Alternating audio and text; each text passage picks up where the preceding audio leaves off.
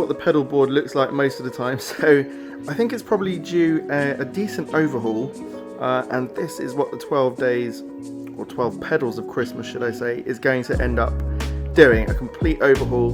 And I'm going to show you all the steps along the way, and we're going to start today with the pedal board itself, the power supply and things like that.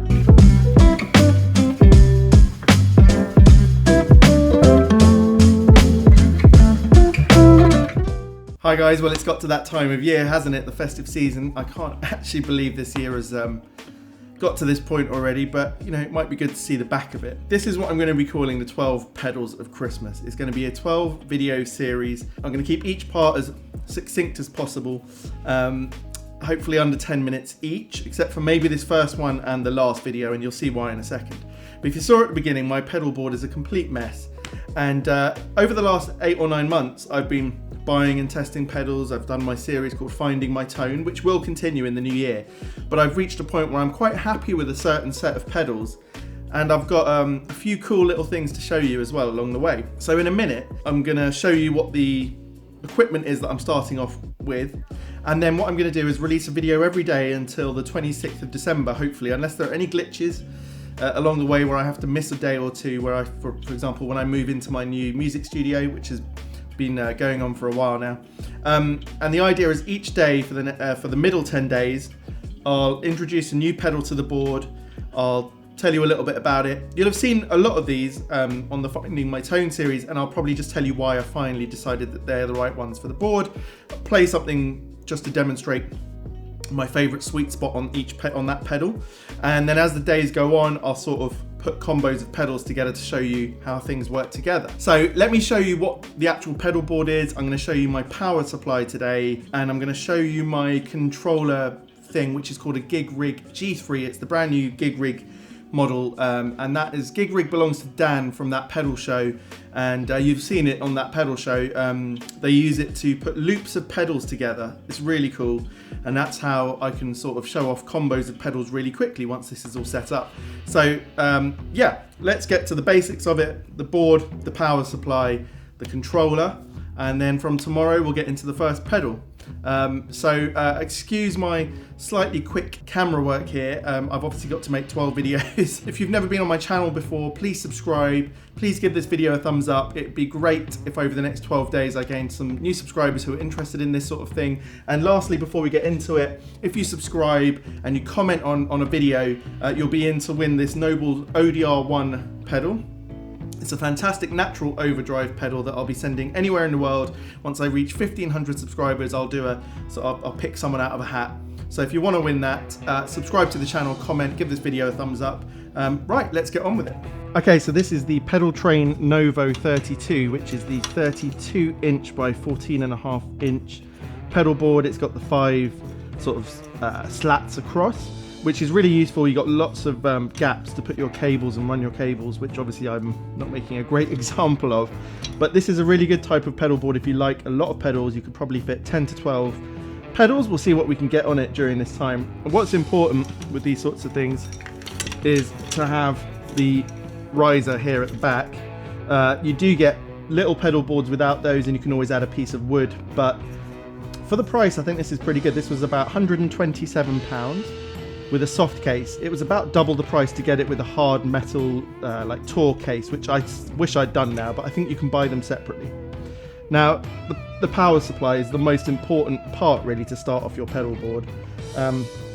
You'll notice here that this is GigRig. The GigRig is Dan Steinhardt's company, and they do this modular power supply which runs from the generator here through to your distributors, your isolators, and then you can get various individual modules. This one is for higher power needing pedals like your Strymon Volante. A lot of the modulation pedals and big reverbs and delays, they need a bit more current, so they go up to more like, you know, they could be 350 milliamps instead of 150, that sort of thing. So, and this will run one pedal only, so you could end up with a few of these. And this whole power supply put together probably cost about £250 to £300, something like that. I might be a little bit out there, but I might even end up having to buy 1 or 2 more things to finish this off. But essentially, with the amount of isolators I've got, I can do 12 pedals from the isolators and another one from the Time Lord. So that's pretty good. You get these long lengths of cable. They're really easy to cut and split the ends, and then they just go in here and you push down these little plastic pieces and it holds them in, and I've never had a problem with it since, so I'm really happy with that. So this is the skeleton of it. You know, put together your pedals on the floor, measure out the width that it takes up, leave the right amount of space between each one, because cables have ends that actually need space. Although these days we get a lot of top loading pedals, which is really useful. And then think about the power supply. If you plan this all out on paper, you should be able to buy the right power supply and the right amount or type of cables and the right size of pedal board. But let's get into the cables next, and then we'll go over to the top of the board. Actually, let me just add that when I'm not using the board and I want to test a couple of pedals on the floor for a video, I tend to use something like this, which is like a bank of isolated power outputs. And you can see here we've got 9 volts here and then 9 to 18, which you can use here. Now, some of the really good boutique pedals use 18 volts, and you just get a bit more fidelity out of it if you use the 18 volt part here. You can run them on 9 as well. And then you'll see we've got 200 milliamps and 500 milliamps. Most pedals are under 200 milliamps. Overdrive pedals, fuzz pedals barely use anything. But as you get up to modulation pedals, you will tend to need these 500 milliamp ones. Reverb pedals, delays, that sort of thing. So this wasn't particularly expensive, maybe £60 or so. There are better ones, and if I was going to attach it to a pedal board, I would buy a more expensive one, just for longevity and to make sure that I'm getting the best power supply I can. You've got Voodoo Labs, you've got Strymon making their own ones, and various other. Okay, let's get on to cables. Well, you can't get much drier than talking about cables really, but just if you don't really know what to buy, I like these little flat ones. They allow you to save space on the board, and once you put it in, it can sort of spin around. You can get it into the right position. This is a Tortec professional cable. If you need something longer, then Ernie Ball does a decent length, and it's good to have flat on one side. You can decide which side you need to put that on basically, so that's quite useful. But for a main pedal board build, you might want to end up making your own pedals. So I bought this Evidence Audio pack, which is like recommended by a lot of professionals, recommended by Dan and Mick from the pedal show. And with this you get 10 foot of cable, and you get all these connectors, which I've also bought extras. You just cut to the right length. They've got a little stripper in here. You strip it and put it in the pin, but it is not cheap at all. This pack was £90, and I bought another pack to make sure I've got enough. But I think if you can get things like the power supply and the cables right, you're off to a really good start.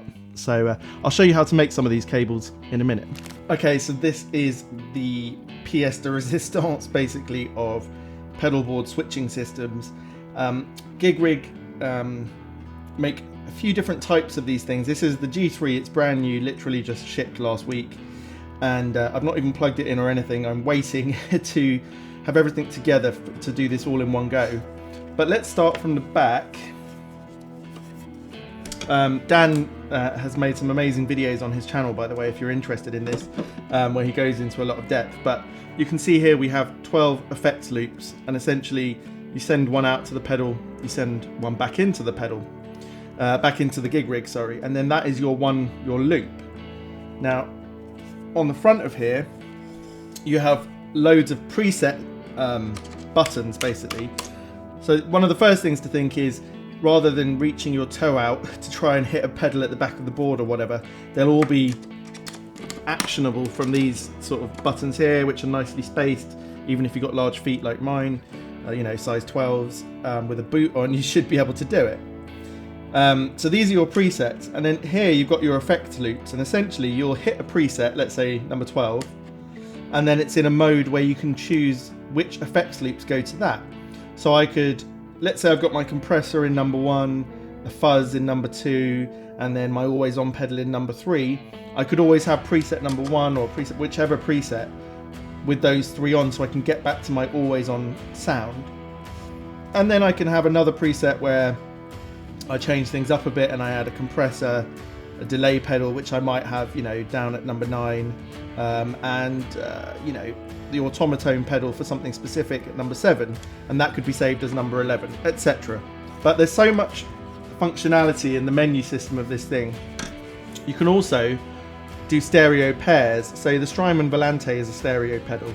So I might have that as numbers 9 and 10.